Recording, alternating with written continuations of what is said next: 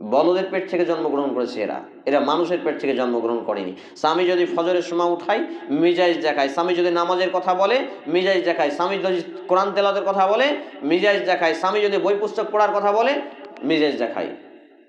তাহলে বুঝতে হবে এই সব নারীকে নিয়ে দুনিয়াতে শান্তি পাবে না জান্নাতে যেতে পারবে? দুনিয়াও জাহান্নাম, পরকালে জাহান্নাম।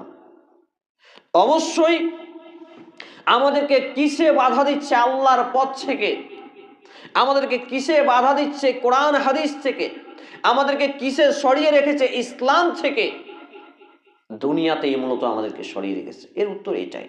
আর দুনিয়া অর্জনের প্রতিযোগিতা যে বা যারাই করেছে, দুনিয়া তাদেরকে লাথি মেরে ছুঁড়ে ফেলে দিয়েছে। নেই, দুনিয়াতে কোনো মূল্য নেই।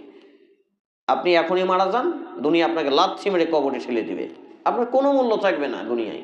দুনিয়ায় আত্মীয় স্বজন বলেন, পাড়া প্রতিবেশী বলেন, দুনিয়ার বাড়ি গাড়ি জমি জমা বলেন, ধন সম্পদ বলেন, কেউ বাঁচিয়ে রাখতে পারবে না। শুধু যতদিন দেহে শ্বাস আছে, যতদিন আপনার দেহে শ্বাস আছে, বাস, তারপর কোনো মূল্য নেই। রাস্তায় মোড়ে পড়ে থাকা একটা কুত্তার মূল্য আছে, কিন্তু আমার আপনার কোনো মূল্য নেই। এই হচ্ছে দুনিয়া।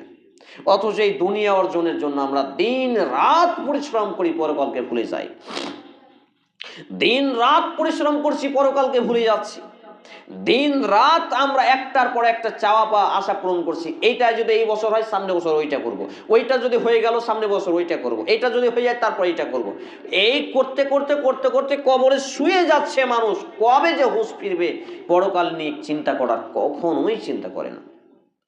পরকালের চিন্তা চেতনা জাগছে যে আমি যদি এক্ষুনি মারা যাই, কবরে আমাকে রাখা হবে, মুনকার নাকির নামক দুইজন ফেরেশতা আসবেন, ফেরেশতা এসে আমাকে আপনাকে কৈফিয়ত নেবে।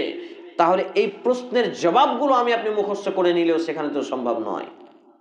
সারা জীবন একটা নারী ঠিকমতো নামাজ পড়েনি, স্বামীর আনুগত্য করেনি, ঠিকমতো পর্দার বিধান মানেনি, দেবরের সামনে কিভাবে যেতে হয় জানে না, দেবরের সাথে কথা বলা হারাম এটা মানে না, দেবরের সামনে চুল খোলা হারাম এটা জানে না, মানে না, জেনেও মানে না।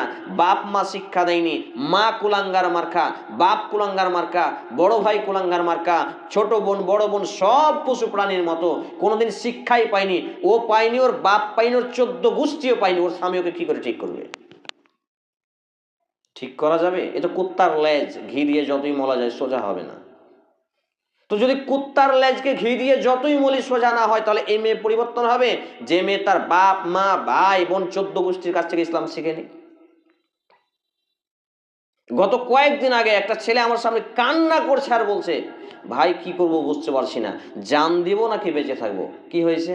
না তো আমার স্ত্রী এইরকম, আমাকে এইভাবে বিয়ে দিল ধোকা দিয়ে, শেষে দেখছি মেয়ে যখনই নামাজের কথা বলি কেউ কেউ করে।